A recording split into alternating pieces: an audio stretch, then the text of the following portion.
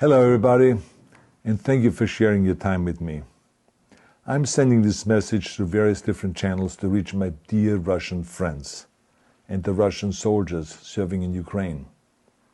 I'm speaking to you today because there are things that are going on in the world that are being kept from you, terrible things that you should know about. But before I talk about the harsh realities, let me just tell you about the Russian who became my hero. In 1961, when I was 14 years old, a very good friend of mine invited me to come to Vienna and to watch the World Weightlifting Championships. I was in the audience when Yuri Petrovich Vlasov won the World Championship title, becoming the first human being to lift 200 kilograms over his head. And somehow a friend of mine got me backstage. All of a sudden there was a 14-year-old boy standing in front of the strongest man in the world. I couldn't believe it. He reached out to shake my hand. I still had a boy's hand. He had this powerful man's hand that swallowed mine. But he was kind, and he smiled at me. I will never forget that day. Never. I went home and I put his photo above my bed to inspire me when I started lifting weights. My father told me to take down that picture and to find a German or an Austrian hero. He got really angry, and we argued back and forth. He didn't like Russians because of his experience in the Second World War. You see, he was injured at Leningrad, where the Nazi army that he was part of did vicious harm to the great city and to its brave people. But I did not take the photograph down, no, because it didn't matter to me what flag Yuri Vlasov carried. My connections to Russia didn't stop there, by the way. Oh, it actually deepened when I traveled there with bodybuilding and for my movies and met all my Russian fans. And on one of those trips, I remember, I met Yuri Vlasov once again. It was in Moscow during the filming of Red Heat, which was the first American movie allowed to film in Red Square. Now, he and I spent the whole day together. He was so thoughtful, so kind, and so smart, and, of course, very giving. He gave me this beautiful blue coffee cup. And ever since then, I've been drinking my coffee out of every morning. Now, the reason why I'm telling you all of those things is that ever since I was 14 years old, I've had nothing but affections and respect for the people of Russia. The strength and the heart of the Russian people have always inspired me. And that is why I hope that you will let me tell you the truth about the war in Ukraine and what is happening there. No one likes to hear something critical of the government, I understand that. But as a longtime friend of the Russian people, I hope that you will hear what I have to say. And may I remind you that I speak with the same heartfelt concern as I spoke to the American people when there was an attempted insurrection on January 6th last year, when a wild crowd was storming the US Capitol, trying to overthrow our government. You see, there are moments like this that are so wrong, and then we have to speak up. And it's exactly the same with your government. I know that your government has told you that this is a war to denazify Ukraine. Denazify Ukraine? This is not true. Ukraine is a country with a Jewish president, I might add, whose father's 3 brothers were all murdered by the Nazis. You see, Ukraine did not start this war. Neither did nationalists or Nazis. Those in power in the Kremlin started this war. This is not the Russian people's war. No. As a matter of fact, let me tell you, what you should know is that 141 nations at the UN voted that Russia was the aggressor and called for it to remove its troops immediately. Only 4 countries in the entire world voted with Russia. That is a fact. See, the world has turned against Russia because of its actions in Ukraine. Whole city blocks have been flattened by Russian artillery and bombs, including a children's hospital and a maternity hospital.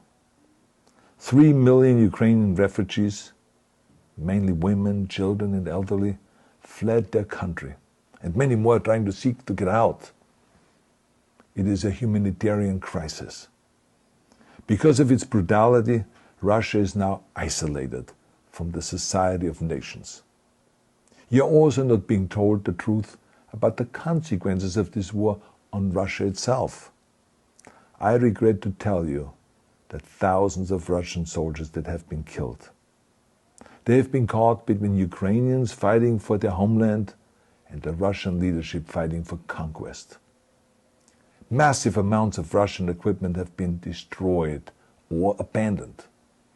The destruction that Russian bombs are raining down upon innocent civilians has so outraged the world that the strongest global economic sanctions ever taken have been imposed on your country.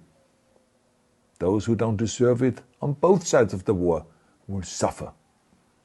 The Russian government has lied not only to the citizens, but to its soldiers. Some of the soldiers were told they were going to fight Nazis. Some were told that the Ukrainian people would greet them like heroes, and some were told that they were simply going on exercise. They didn't even know that they were going into war. And some were told that they were there to protect ethnic Russians in Ukraine. None of this is true. The fact is that Russian soldiers have faced fierce resistance from the Ukrainians who want to protect their families and their country. When I see babies being pulled out of ruins, I think that I'm watching a documentary about the horrors of the Second World War, not the news of the day. Now let me tell you, when my father arrived in Leningrad, he was all pumped up on the lies of his government. And when he left Leningrad, he was broken, physically and mentally. He lived the rest of his life in pain. Pain from a broken back, pain from the shrapnel that always reminded him of these terrible years, and pain from the guilt that he felt.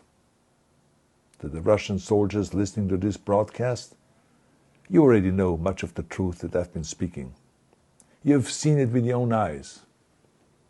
I don't want you to be broken like my father. This is not the war to defend Russia that your grandfathers or your great-grandfathers fought. This is an illegal war. Your lives, your limbs, your futures are being sacrificed for a senseless war condemned by the entire world. Now, to those in power in the Kremlin, let me just ask you, why would you sacrifice those young men for your own ambitions? To the soldiers who are listening to this, remember that 11 million Russians have family connections to Ukraine. So every bullet you shoot a brother or a sister. Every bomb or every shell that falls is falling not on an enemy, but on a school, or a hospital, or a home. I know that the Russian people are not aware of such things are happening. So I urge the Russian people and the Russian soldiers in Ukraine to understand the propaganda and the disinformation that you are being told. I ask you to help me spread the truth. Let your fellow Russians know the human catastrophe that is happening in Ukraine. And to President Putin I say, you started this war. You are leading this war. You can stop this war. Now, let me close with a message to all of the Russians who have been protesting on the streets against the invasion of Ukraine. The world has seen your bravery. We know that you have suffered the consequences of your courage. You have been arrested, you have been jailed, and you have been beaten. You are my new heroes. You have the strength of Yuri Petrovich Vlasov. You have the true heart of Russia. My dear Russian friends, may God bless you all.